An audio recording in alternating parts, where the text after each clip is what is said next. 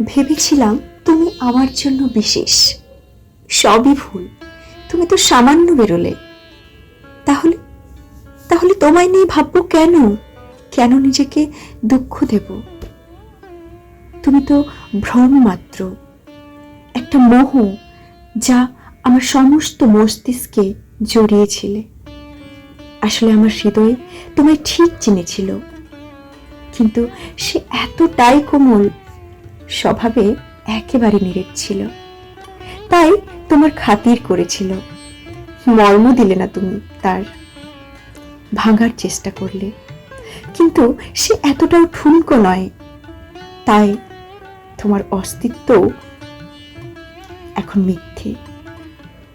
হ্যাঁ, তুমি আমার একটা কল্পনা মাত্র, একটা ভ্রম।